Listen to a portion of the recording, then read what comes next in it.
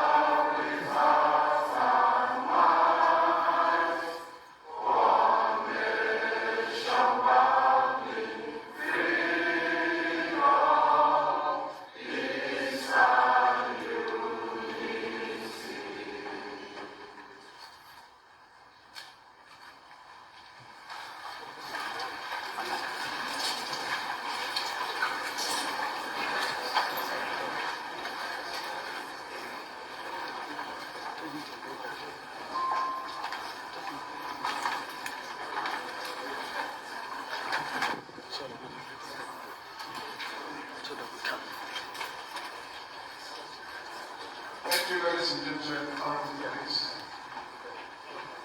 Your Excellency, we want to welcome you to our plenary session. Senior colleagues from the Federal Assembly. At this point, with all humility, we want to invite His Excellency, the Governor of Abia State, Gov.Alex, Chairman Otti, to present his 2024 appropriation budget.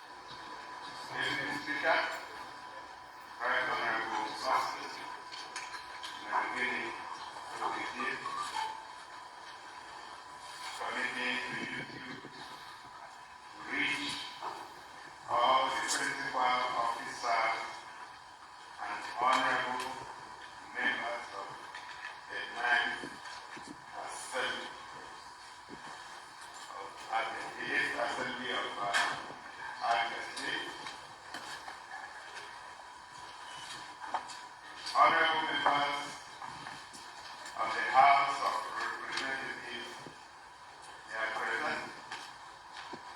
I would like to recognize you, one after the other, Honorable Media, from the state, representing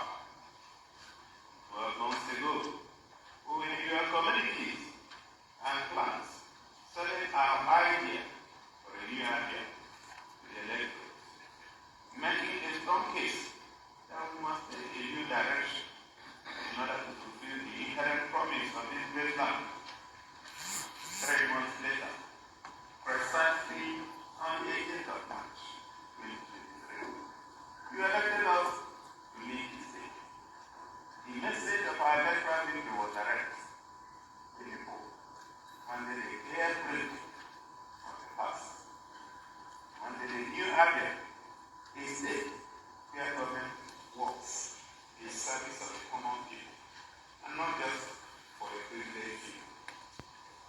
We took office on May 29 this year with a firm resolve to commit everything at our disposal to the service of our president. I consider the opportunity to serve our people at this time the greatest honor of my life. It will be proper at this point to commend the leadership and members of the State House of Assembly for the smooth and harmonious relationship that exists between the executive and the legislative arms of government.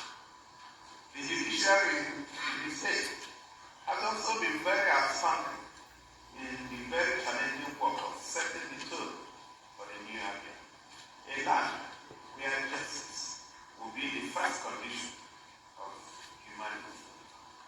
The understanding and respect that underpin our relationship as different arms of government have been very central to the modest progress that has been recorded across critical sectors in the last 6 months. While it is true that we hit the ground running from the very beginning, the oath of office was administered, setting out the appropriate institutional frameworks for immediate evacuation of the mountains of refuge that have taken over the streets of our major cities, amongst other easy problems. We are also not unmindful of the fact that the budgetary foundation of the government for the 2023 fiscal year did not compromise. We are therefore constrained in so many ways, even when we try as much as the law allows us to redirect government expenditure to areas of utmost priority to meet the immediate demands of responsible governance. Mr. Speaker, honorable members, we have fulfilled to announce that several roads that were previously impassable, including the MCC by Road Express, Umuahia, the non-abandoned Port Harcourt route. Mr. Speaker, honorable members, and fellow agents, it gives me great joy to report that for weeks now, Julius Bender, one of the biggest names in road construction and civil engineering projects, have been at work on Port Harcourt, deploying the most sophisticated equipment and engineering professionals to the job, because we made it clear that in the new Abia, we either get the best or nothing. With a completion timeline of no more than 18 months, expectation is that by the beginning of 2025, we shall see a boom in economic activity along that corridor, with many of the businesses that left years ago returning, in addition to several new ones. No more ahead, we have speedily completed the Abia Opera Square route construction and expansion project for smooth flow of traffic into the capital city. It's our firm belief that the major entry points to the capital city should make a statement. It is in the light of this that work will soon start from the boundary in Otti to the Abia Tower. This is in addition to several palliative works going on in most parts of the city to improve infrastructure transportation, as well as support business activity along important economic corridors. Beyond our modest progress in the restoration of urban road infrastructure, we are also making several efforts in several communities across the state to enable the seamless movement of our people and transportation of agro-commodities from rural to urban centers, and improve transport experience from one part of the state to another. With the coming of the new mayors, we hope to see even greater progress in the rehabilitation of rural roads. We are very particular about road construction because our understanding that roads are major economic enablers, aiding trade and commerce, supporting agriculture, as well as boosting the appeal of our major cities to both residents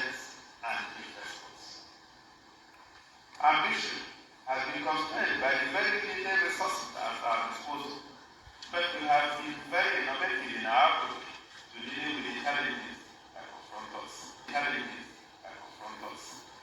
To make up for the shortfalls in resources, we returned the core engineering team of the State Ministry of Works to the field under the direct labor agency, creating an environment that encourages them to deploy their professional expertise more practically. And I can tell you that the results have been fantastic. In addition to expanding the network of motorable roads in the state, we have also taken special interest in healthcare delivery services and education. In health, we have successfully renovated the long-abandoned Abia State Specialist Hospital and Diagnostic Center. The eye clinic at the facility can now compete favorably with the best anywhere in the country, if not in the region. And across the state, gradual renovation and rehabilitation works are taking place across the general hospitals. Furthermore, access to healthcare in the state has improved, especially with the free medical services, which we initiated at the beginning of this administration, and we will run until the end of the year in all public healthcare facilities. Thousands of Abia in rural and urban communities have benefited from this project, which covers diagnostics and laboratory services, counseling, and supply of drugs. In the education sector, we are also making tremendous improvements in the teaching and learning environment with strategic investments in the renovation of schools across the 17 local governments of the state. We are also working hard to return professionalism to the teaching profession through regular training and training programs. We are determined to improve the competencies of our teachers in tune with the demands of the modern world. For administration, the focus is to turn the schools into a fit-for-purpose environment for the training of world champions, young men and women with the skills to compete with their peers from all over the world. For administration, the focus is to turn the schools into a fit-for-purpose environment for the training of world champions, young men and women with the skills to compete with their peers from all over the world. We are working to phase out rote learning, and over the next few years, we shall migrate to new learning platforms and methods that are designed to not just make learning more effective, but also prepare the pupils and students for the reality of the world they are living in. The education and health sectors, the morale of the personnel, has boosted the regular payment of salaries and other entitlements. Our teachers and health workers, like their counterparts in other sectors, now know when to expect their salary and can plan accordingly. Not for once have they been disappointed in the last 6 months.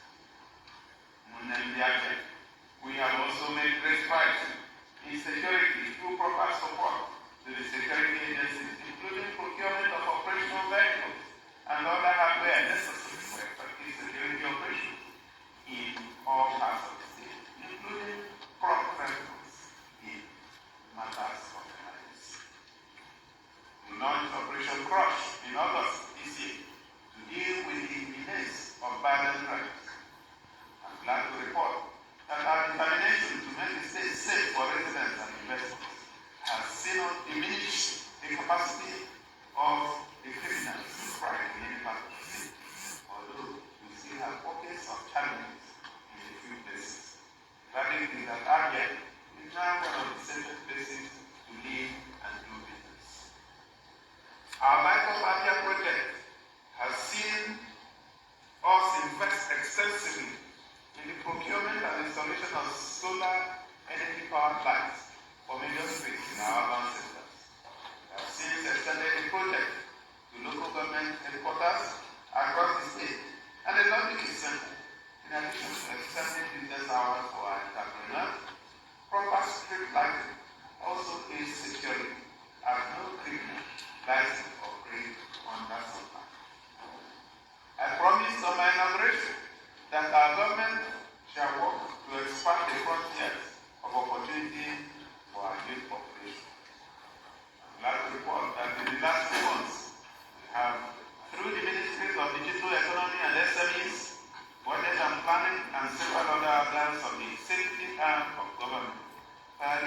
initiatives that are structured to improve the skills of our youth, especially the ICT skills, to enable them profit from the boundless opportunities of the new global economic system.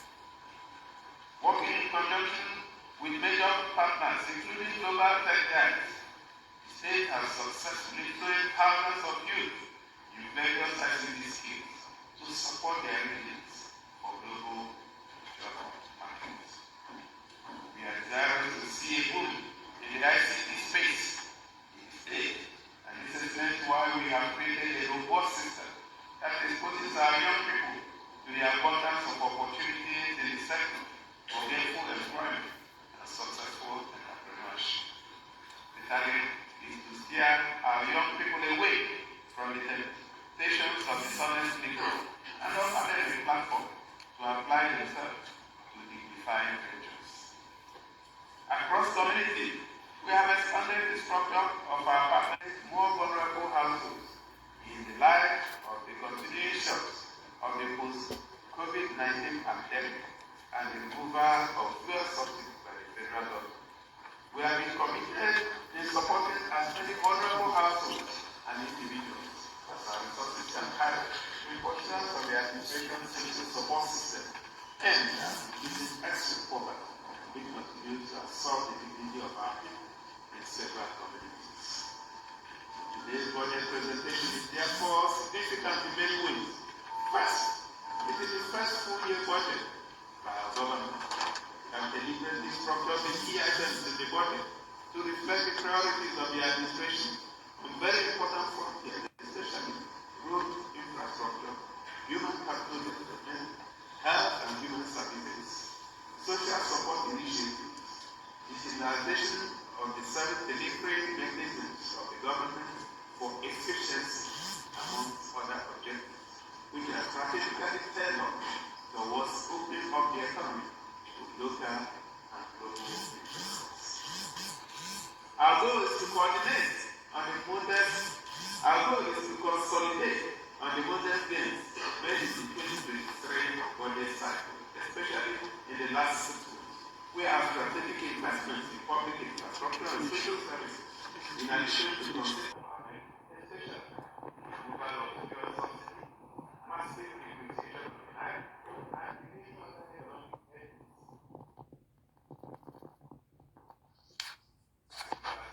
Honorable members of this House are also aware we have seen a steep rise in inflation, which has distorted economic plans and projections made by businesses, governments, and households at the beginning of the year.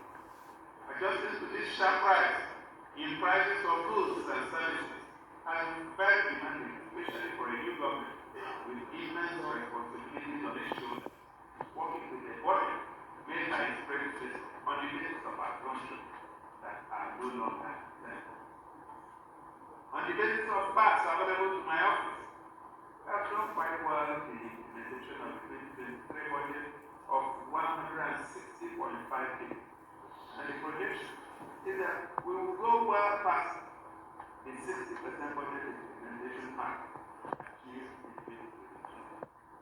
We have remained transparent and open in the presentation of our budget performance report, and this has helped in giving the citizens a good understanding of how public resources that belong to them are being used.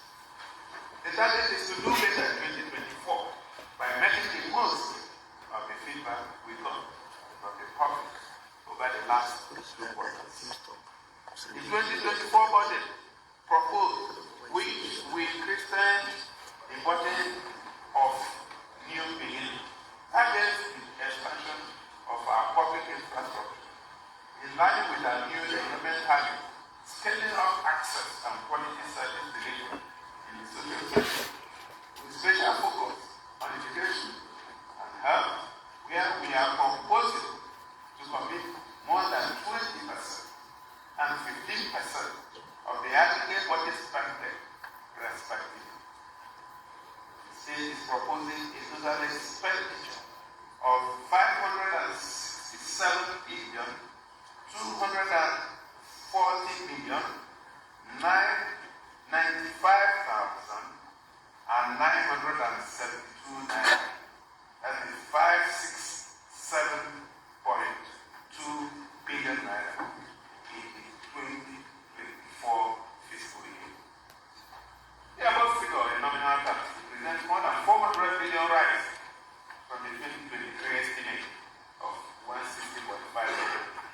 Although when adjusted for inflation and fall in the value of the naira, the reality becomes starkly different. The key distinction in the 2024 budget estimate, however, is in the direction of spending.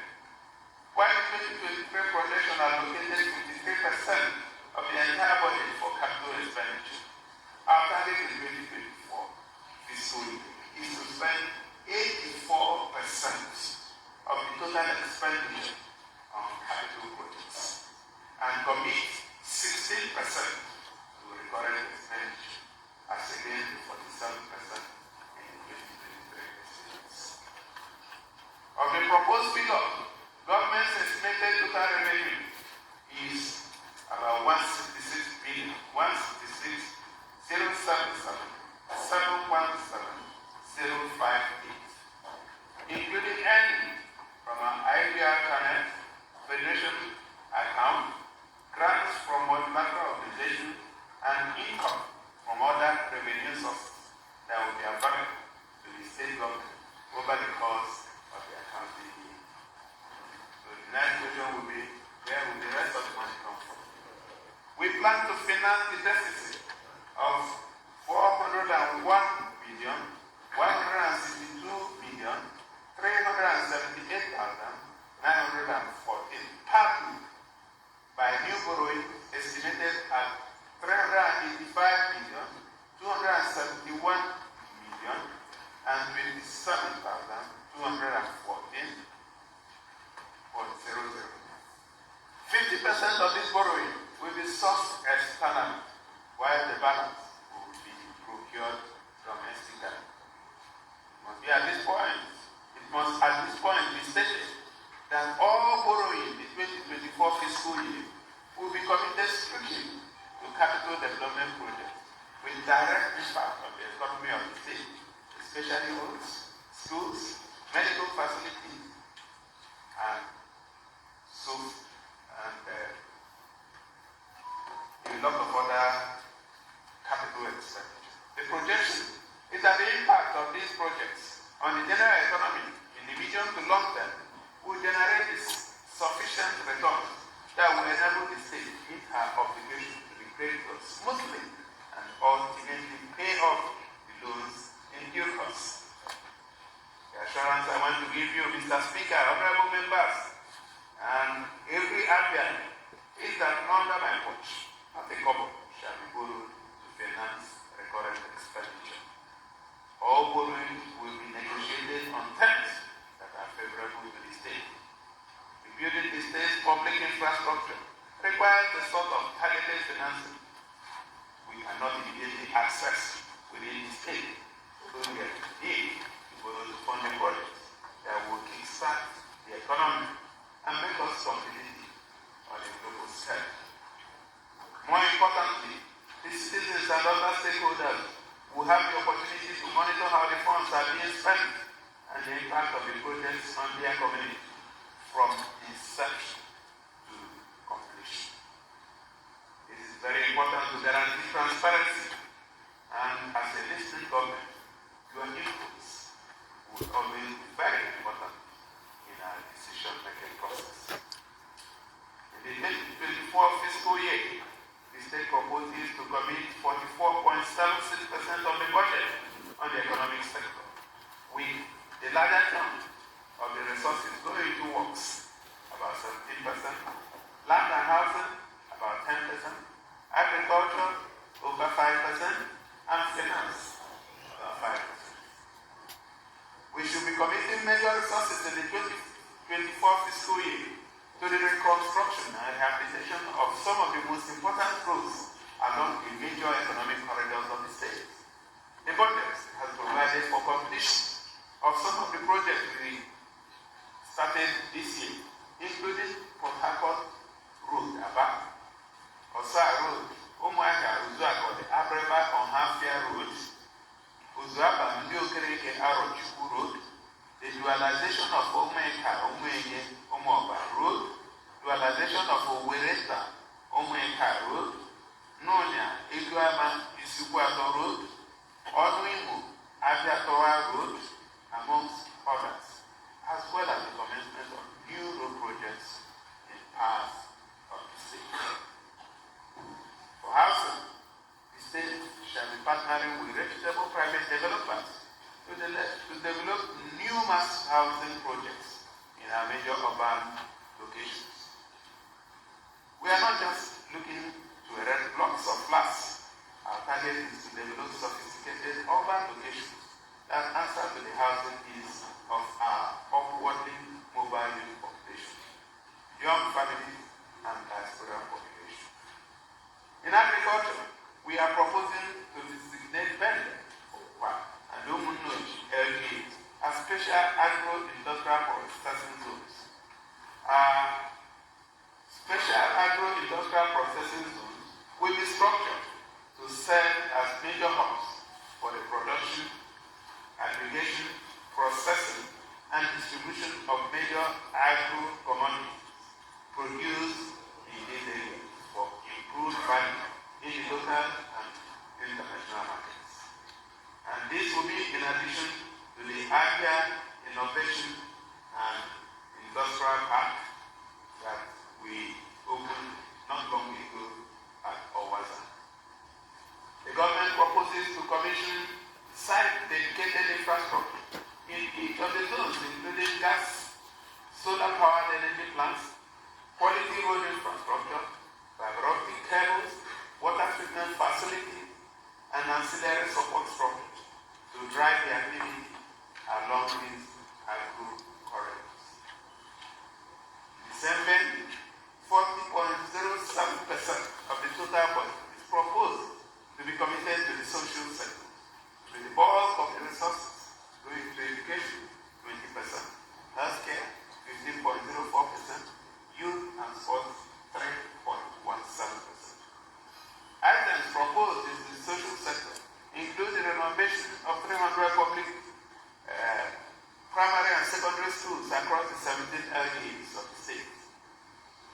Infrastructure upgrade at the State College of Education, the retooling of 3 technical schools across the 3 senatorial districts, the procurement and installation of world-class modern health facilities at 3 general hospitals across the 3 senatorial districts of the state, the construction of a standard medical village to stem the tide of medical tourism, the construction of the Sulu Sports and Entertainment Complex, construction of community sports hubs in all the 17 local governments of the state, construction of digital skills and innovation centers across the 3 senatorial districts, and many, many more. Our intent is clear. We are prioritizing the projects that have direct impact on the economic and social life of the citizen, in line with our commitment to using the levers of government to serve the needs of the common people. Mr. Speaker, I want to especially appreciate this Honorable House for the speedy passage of the Greater Abia Development Authority gathered bill, which I am also glad to announce that I signed into law just yesterday. GADA will serve as the administrative vehicle to drive the social and economic development of Abia in line with our campaign promises, to give priority attention to the rapid development of Abia and ultimately returning to its glory days. There has never been any doubt about what we intend to do in Abia, and I am expectant that with the setting up of GADA as a legal administrative structure, developments in Abia will be better streamlined as we find in other major cities across the world. As I promised at the media briefing earlier in the month, we shall be implementing a pay raise for all our civil servants to reflect the present economic reality in the country. This shall be implemented in the new year, and provision for that has been made in the 2024 budget. government will continue to prioritize the welfare of its employees, even as we expect to see greater commitment from our civil servants, who are major stakeholders in the implementation of our governance strategy. We shall continue to support the conventional security establishments to improve the security of life and property in all parts of the state. Let me repeat my earlier warning that criminality in whatever guise shall have no place in Umuahia. We are open for business, and any threat to this group shall be met with full weight of the law. We understand the economic realities in the country and shall continue to do everything in our powers to support individuals seeking to make an honest living through hard work in legitimate endeavors. The government is already making arrangements to revive as many of our moribund industries as available resources and economic rationale permits. We are currently in discussion with existing stakeholders in this country to see how we can restructure the agreements and have the establishments come back on stream, because we are a pro-business government committed to actively supporting the private sector to massively create jobs for our people. Mr. Speaker, honorable members, and in the Abia, I invite us all to look to the future with great optimism. We are coming from a very difficult place, and none of the difficulties of the past can diminish the potentials of this great land. A new beginning awaits us, and I request everyone to come on board as we work to rebuild and restore the glory of our fatherland. So I lay this bill before this honorable house.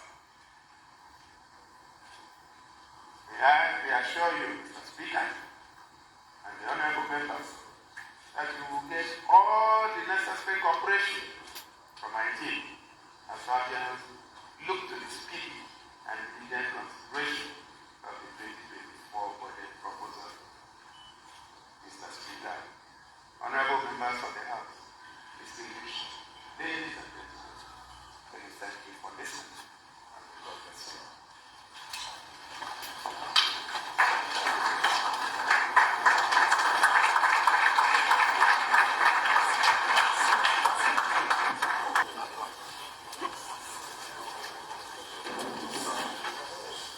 Sorry, please.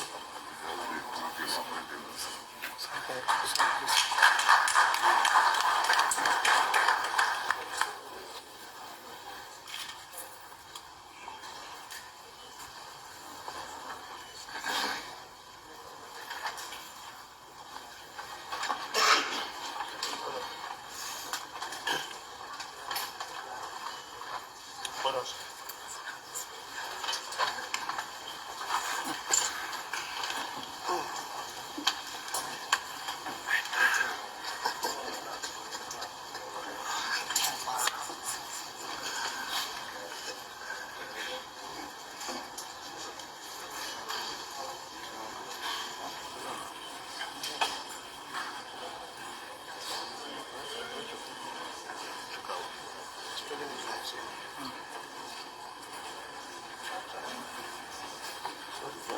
That's my prof.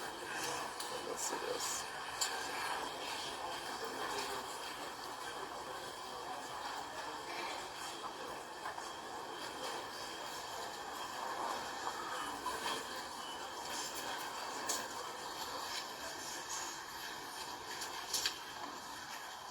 Honorable members, ladies and gentlemen, let me still hear about the established protocol.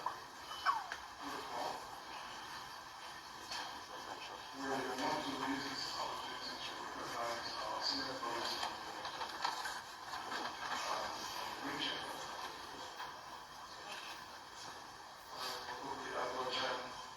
Representing Umuahia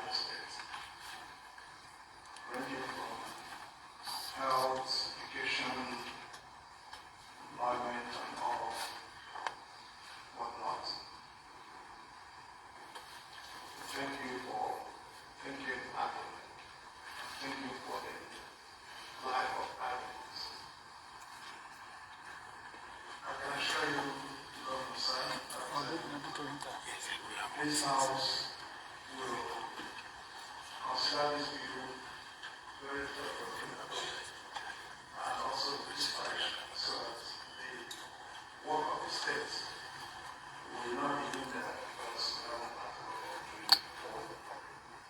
we'll keep all the text, go into all the details, and give you the results that you design. And also add it to know that we are all as progress.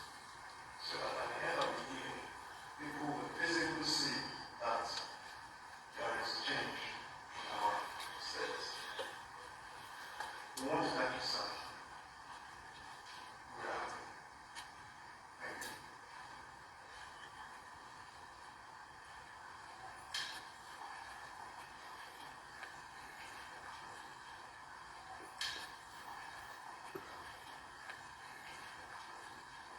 At this point, I would like to invite you to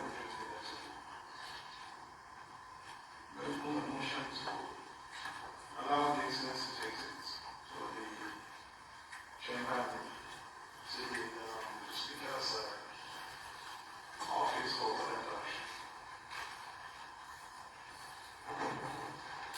My speaker of the police, I am Honorable Coach and representing the very difficult branch of the state constituency. I speak that in the motion for the House to allow the governor to exit the chamber and to return to Mr. Speaker's office for further interaction in the House and soon. Member representing Benjamin North.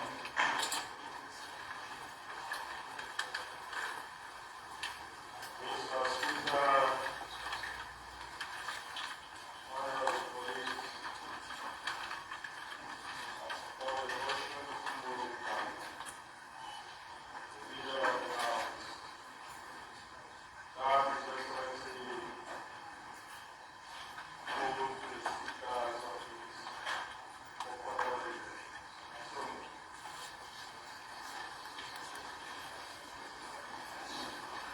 so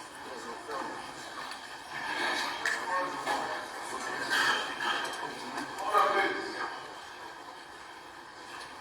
The governor will exit the chamber for further interaction at the Speaker's office. Those in favor of the motion say aye. Aye. Those against say nay. Ayes have it.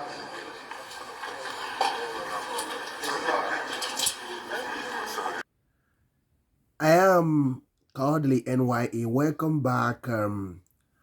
We just listened to Gov.Alex Chioma Otti, the executive governor of Abia State in the southeastern state of Nigeria, West Africa, as he present before the House of Assembly the 2024 working document, the budget. And you can see the budget, what he proposed to use the budget for. And he creating the budget, he call it the budget of new beginning, targets the expansion of public infrastructure. And you can see why he's going to spend this. Public infrastructure is virtually dead in Abia State. And many of the Nigerian states. And the total budget is proposing, total expenditure is 567,240,095,972 naira for the 2024 fiscal year. The above figure in normal terms represent more than 400 billion rise from the 2023 estimate of 160.5 billion, although when adjusted for inflation, and fall in the value of the naira, the reality becomes shakily different, according to Mr. Otti. And he says again there, the key distinction in the 2024 budget estimate, however, is in the direction of spending. While the 2023 projection allocated 53% of the entire budget for capital expenditure. And he said our target in the 2024 fiscal year is to spend 84% of total expenditure on capital projects and commit 16% to recurrent expenditure as against 47 in the 2023 estimate. It's wonderful. I think it's a bold step for Mr. Alex Chioma Otti, the executive governor of Abia State. This is one of the people that that's supposed to be leading states or Nigeria as a whole, because this is one of those timber and caliber man and women of timber and caliber who has the boldness to change the narrative. Because over the years, a lot of these governors has shown a lack of ambition and also lack of empathy to the suffering masses. And they don't actually know the main place to invest the money or to spend money on. They don't even know the main problem of their states.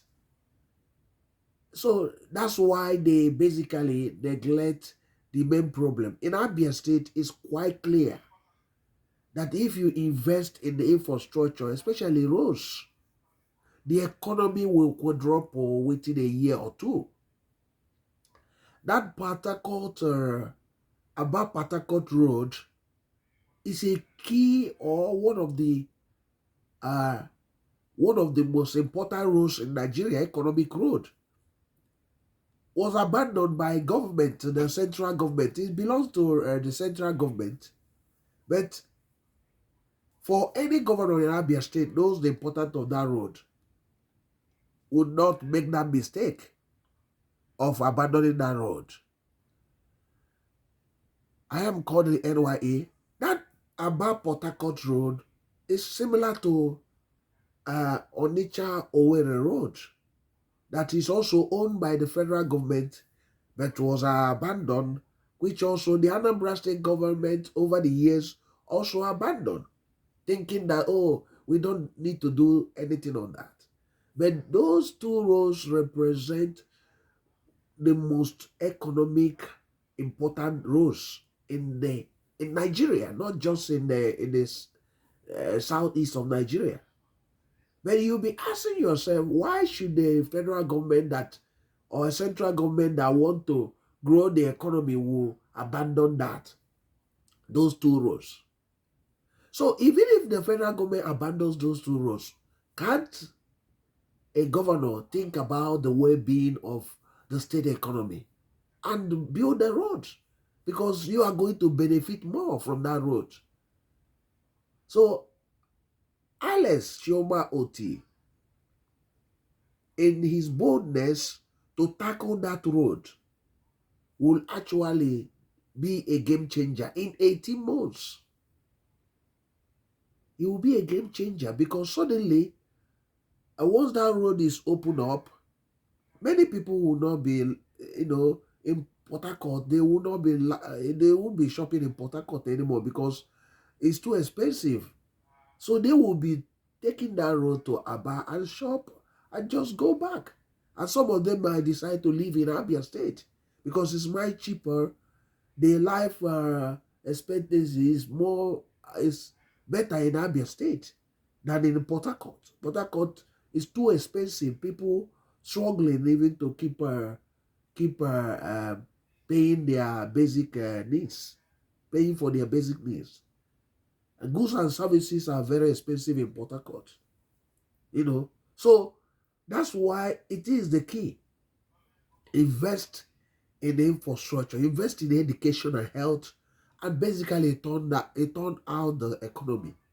Because Aba or Abia state people or people living in Abia are known for their industry.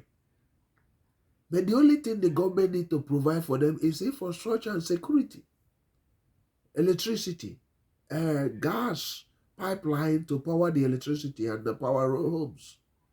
And the rest, you see them blossom. And Otti understand this very, very well. That's why he can see what he's doing. But many people will ask, where can he fund this budget? And he also explained it. It's quite clear, because if you want to expand any economy, you need to borrow. Because if you are waiting for your income, the income might not be enough. And every year, maybe inflation might be increasing. And if you live in it, let me leave it in 5 years, you might not be able to do it. It's a simple science. You have a land, you don't have money to build it. But you know that if you put structures on that land, the land will also appreciate, and you will start having income from that house or structure, or using it to do business. So you decide, oh, let me go and borrow money, a long-term loan that can also be serviced by the proceeds from those investments. And suddenly you find yourself, a person that was only a landowner is now having properties and having businesses on it. That's a simple fact. That's a simple economic wisdom. So Alex Otti, I pray that he will accomplish all these things has started, because he's a driving force in Nigeria, especially in the East. Many of the governors are looking, what is Alex Otti going to do next? He's proposing a lot of things, and you can see he has the passion and hunger. Because the key to Southeast or Nigerian economy is to basically to turn around Aba. Because Aba, Onitsha, Nnewi can basically change the economy of Nigeria, because you have a lot of entrepreneurs, small-scale industrialists that will produce most of the household goods that are needed in Nigeria, and at a cheaper rate. And those people, their tendency, their the ability to copy any technology is wonderful. So that's why Otti knows this. Otti knows this very well. So kudos to Otti, and kudos to Abia State, and kudos to Nigeria. Finally having somebody that is bold enough.